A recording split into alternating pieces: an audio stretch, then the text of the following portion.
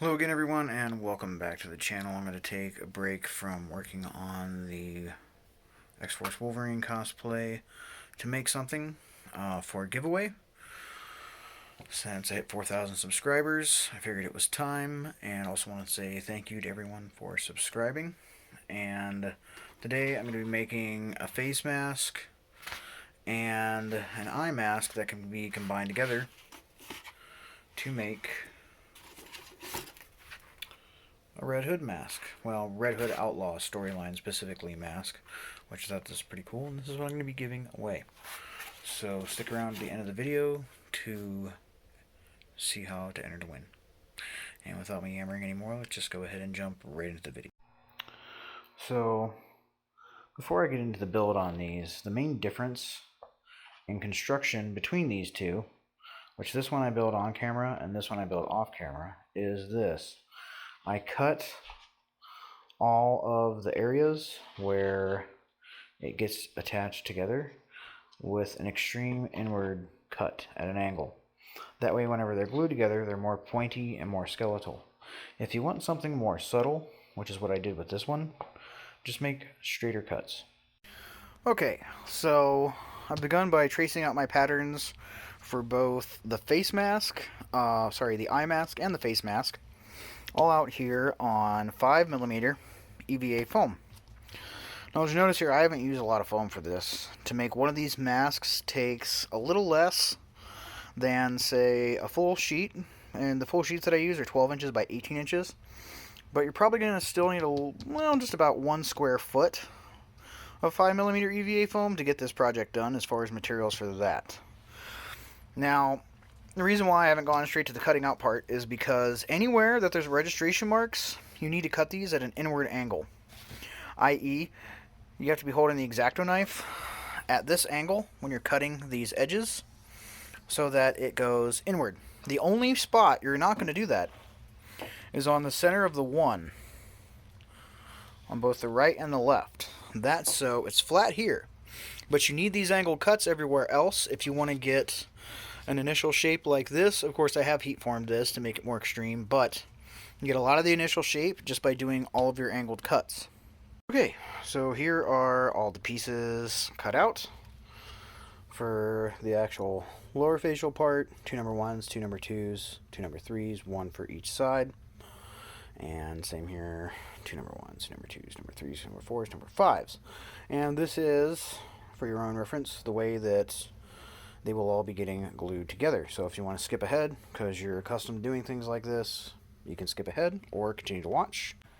Okay, first I'm going to concentrate on putting together the upper part of the mask, and to glue this together I am using DAP Weldwood contact cement. This particular stuff comes with an applicator brush, and what you do is you just brush some on each side of whatever you want to glue together, and then you let it cure for 15 to 20 minutes depending upon how humid the environment you live in is. And then once that's done, you can just stick them together, which is what I'm going to do now. However, keep in mind that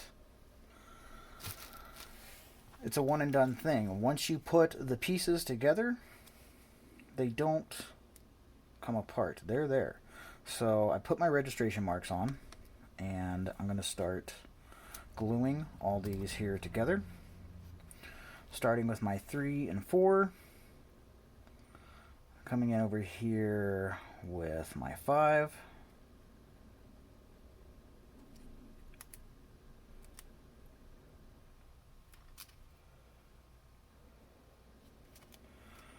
making sure to get those registration marks as even as possible, and put my 1 and my 2 together.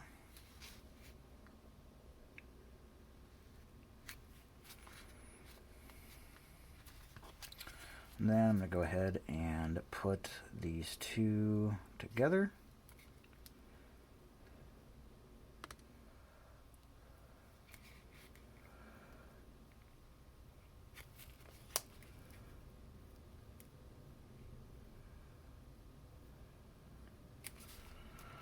Okay, so that is 1/2 of the mask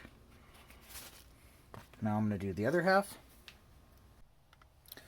Okay, and there I've done it on the second side. And I've also applied contact cement to each of these center sides and allowed it to cure for the proper amount of time, which is about 17 minutes at this point.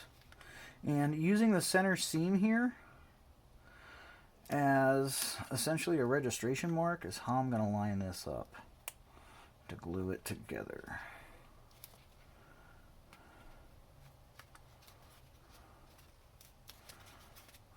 Okay, so that's done for now. On to the lower part of the mask, I have the number 1 piece here and number 2, and that's what I always start with on both sides, is the 1 and 2.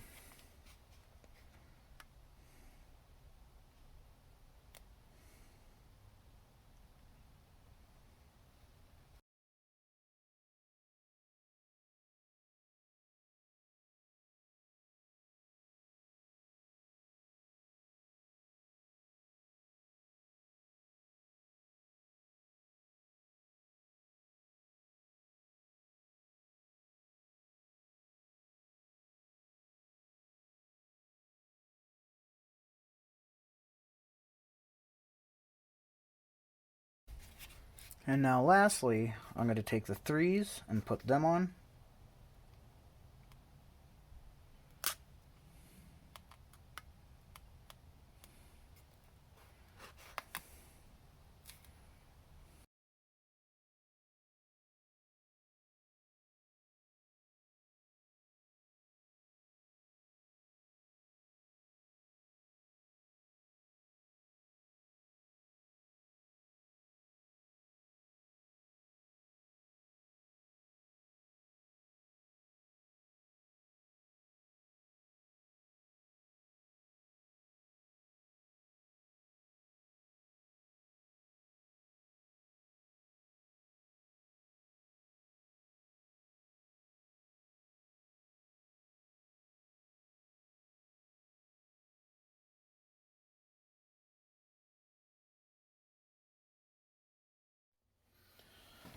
And now that both sides are done, I've applied my contact cement, and all it's left to do is just join up the center.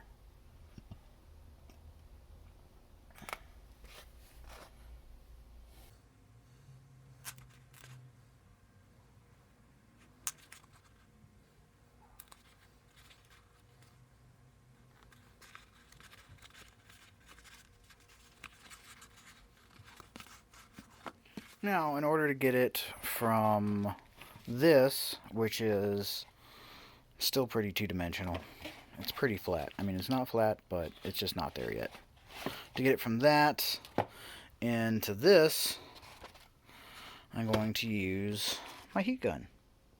And if you haven't used heat guns before, this one is extremely inexpensive. I think I got it for $10 or $15. Be careful, this tip does get very hot. It will burn you or melt or catch things on fire. And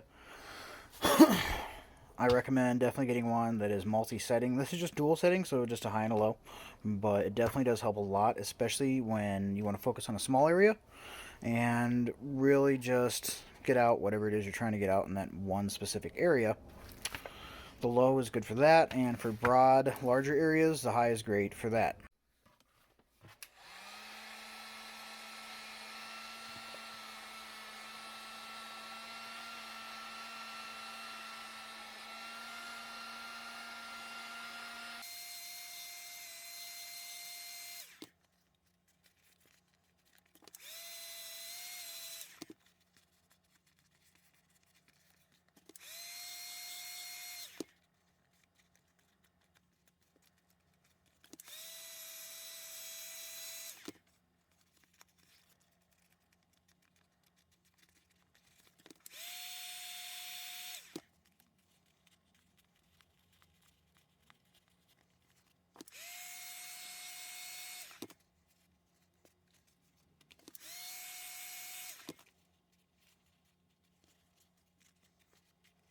Okay, so to explain exactly what I did during the time lapse, I essentially just heated the pieces and put more of what was already there I heated this area here for the nose and pushed it in more.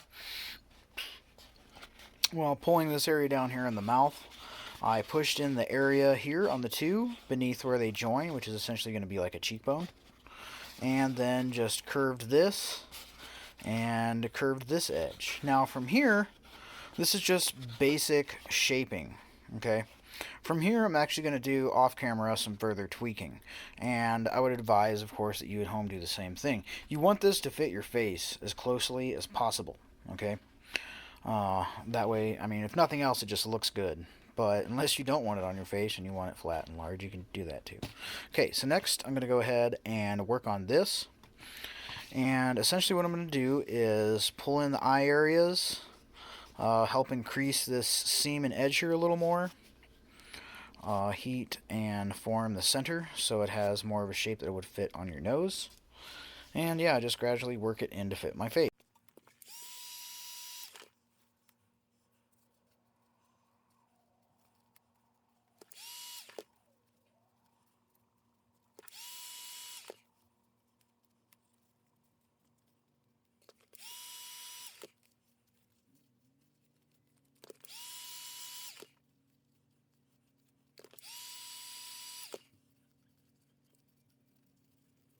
Alright, I have finished heating all the finer shape into this, which wasn't a whole lot. It was just getting it tweaked a little bit more and getting it to fit my face. Now, I did have a problem getting this center to stay like that. So I had to glue in, actually super glue and not contact cement, a little piece of 5mm foam. I used a different color so it would stick out. And yeah, because it kept just wanting to go flat every time I pushed it to my face. And I mean, you want it to go to your face, but you don't want to lose the detail there. And these areas that have some space in them, essentially, right here on the ends, is where I'm going to put my not Velcro, but my elastic, so I can just put this right around my head. Now, you'll notice one of the differences between these two masks is this one is a bit wider than this one is. They're the same exact pattern. I just heated this one to curve in more because I'm actually not going to glue this to this. This is actually being made to just fit very closely to my face. And this is, if you haven't already imagined or figured it out, one of the cooler aspects about these patterns, that even if you don't want this, you still have it. But this on its own makes a pretty cool face mask, which you could turn into Scorpion or Sub-Zero or like a Sith mask or Shredder from Teenage Mutant Ninja Turtles, or kind of pretty much anything you want to do with it. What I'm actually going to do with this is it's going to be part of my Nerf loadout. It's going to be a Nerf War mask. I am going to go through and punch the two holes in just like this, which you'll notice I didn't cut the holes first. I'm cutting the holes last because I need to heat this first. Now, I'll put on there, on the actual patterns, the spot for the holes. But keep in mind that if you cut the holes first, it's going to deform. And if you heat and shape and stretch this, like I did, those circle patterns that you draw on aren't going to be exact after that. Alright, and next, I'm going to take and use my dremel to sand all of my seams and make it look a little more spiffy.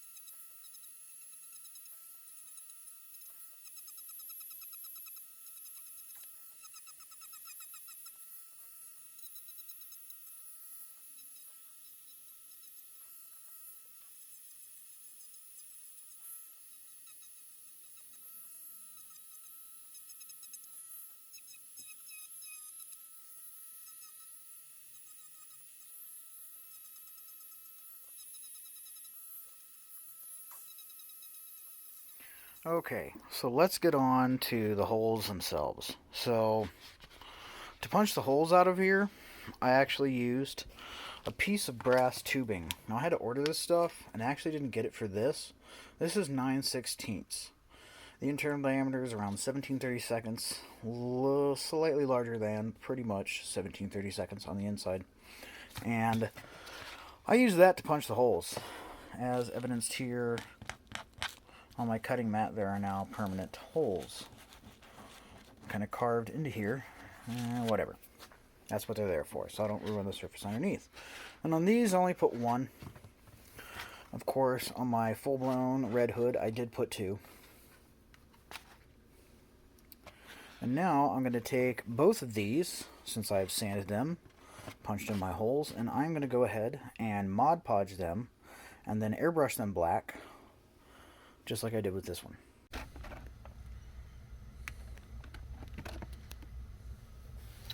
Okay, so I've gone ahead and sealed both of these. I used a brush and some Mod Podge. It doesn't matter if it's gloss or matte.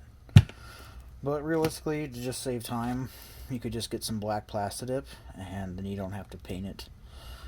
Well, you don't have to primer it, essentially, if you don't want to. But getting on to something I mentioned earlier, which is variations for this. I mentioned, doing like using this for a shredder, Cosplay, or Scorpion, or Sub-Zero, or whatever. But this as well, I've already sealed this. I'm going to paint it black, so it doesn't matter that I do this, but you could always take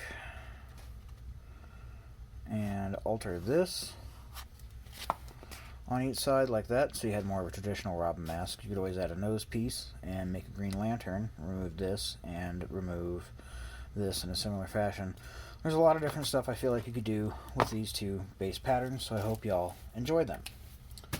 But once again, getting back to the whole this versus the two pieces separate, you could, in theory, put magnets or something and attach them like that. I have, like I say, chose to glue mine together because I wanted it to be permanent and static. And how I did that was I contact cemented just this little edge here to this top here, and I lined up the seams. From there, I looked in a mirror and just kind of positioned this where it fit best on my face, if that makes sense. And that's why there's no actual lines drawn as to where to put it, because depending on the shape of your face, the size of your nose, your cheekbones, your chin, your lips, etc., you may need to position this quite differently than what I have. And of course, one final thing I want to talk about is the eye pattern.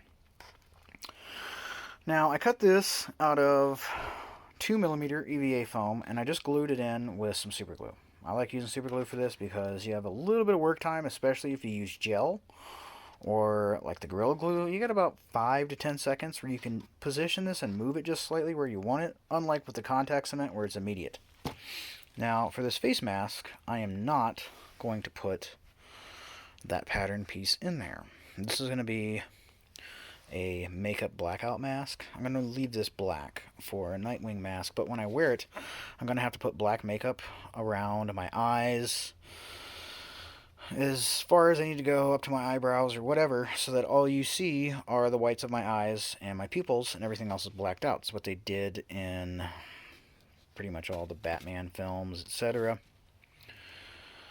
And another thing of note that is different is I put this padding in here, and you'll also notice difference in heat shaping between these two is that the openings on this I heated and stretched inward more so that it conforms to my face.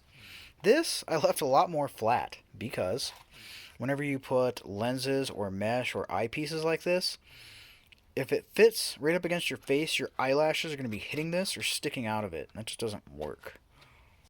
And yes, I have a beanie on because it is very cold out in my workspace. But there you can see it is quite flush up against my face. In fact, my eyelashes are almost hitting this top piece here. So as I was saying, I'm going to have to take black makeup and put around here so all you see is the whites of my eyes. Whereas, in opposition with this, this beanie up on my bald head. Like, it has enough space that I can still blink my eyes without my eyelashes running into this piece I put here. And on top of that, I'm going to put mesh here as well, red mesh, once I get this whole thing painted up. This does have a lot more space in here, once again, versus this one here. As you can see, I mean, fits my face so well it practically stays on without even any elastic or anything to hold it.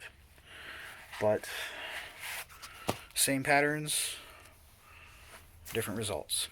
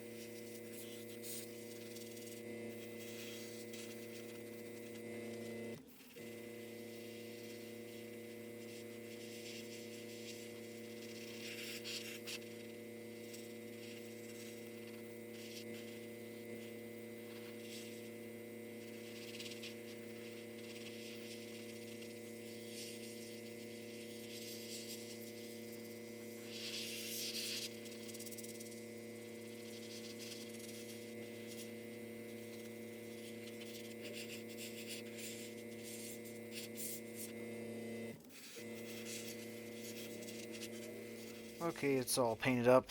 I still need to do some touch-ups in a couple areas. And I know I said I wasn't going to glue the two together, but I just couldn't resist the temptation. So what I did with this was I glued the corners here with some super glue. And the corners on this side as well.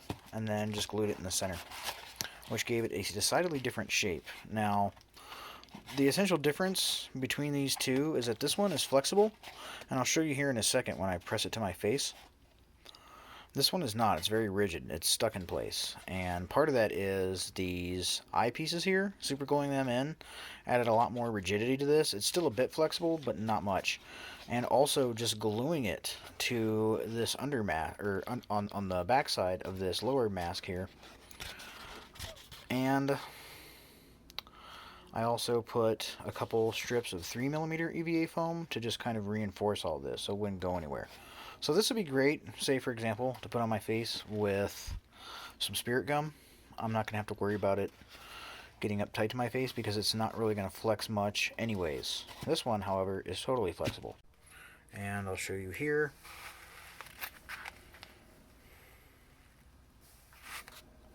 Static. And now the more flexible one. There it is in its base shape, but as I press it to my face, it conforms quite nicely. And I also have a couple spots here to breathe. And in the Red Hood Outlaw story arc art that I was looking at and researching for this build, depending on the artist, sometimes it looks like the two are fused, and other times it looks like one is overlapping on the other. So that provides kind of an interesting and different approach to attaching the pieces of the mask. Alright, now I'm going to paint this one, the bottom part anyways, red. I'm going to leave the top part black, and any red overspray I get I'll go back through and touch up with black. But the only other real difference between these two is I use an Xacto knife to cut this shape in here, and then to recut the seam in, and I heated it with the heat gun to get it to open up before I sealed it and painted it. And now, for the red, I have transparent deep red, which is this darker color here, and then opaque red, both by Createx, and I actually mix those two and thin them out to get the color that's kind of right in between the two.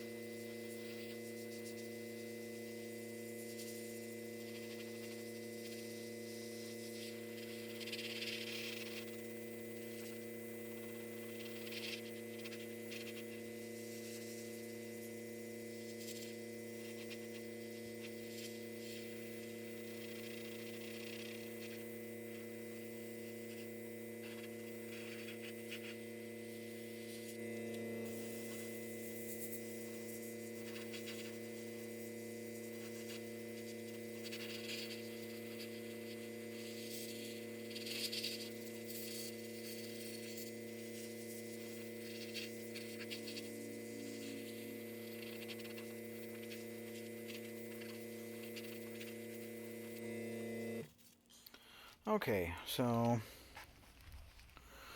you'll notice I did some weathering by just dry brushing on some Model Masters Silver Chrome. I was tempted to use some clear coat on the red, but I actually like the contrast, the way the light hits it between the two, particularly now that I have the Model Masters on it, so I'm going to leave it like it is. I also took a piece of opaque fabric and painted it the same color red so that I can go ahead and put that in the eyes. Okay, I went ahead and put some elastic on these, and I also took and put the red mesh into this one. And I got some company inside, so I can't go in like usual and try it on, but I will throw it on out here in the freezing cold.